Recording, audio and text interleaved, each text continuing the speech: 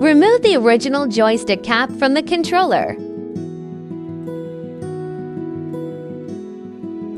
Turn the magic cap replacement piece completely upside down. Line up the small bump on the magic cap with the groove on the joystick. Press down firmly to secure it in place, reorienting the magic cap to its original position. Install it onto the joystick until fully seated and securely in place. To replace the joystick shaft, remove the joystick by pulling it straight up. With the replacement joystick shaft, line up the tab on the joystick shaft with the hole on the controller. Then press it down until it's securely in place.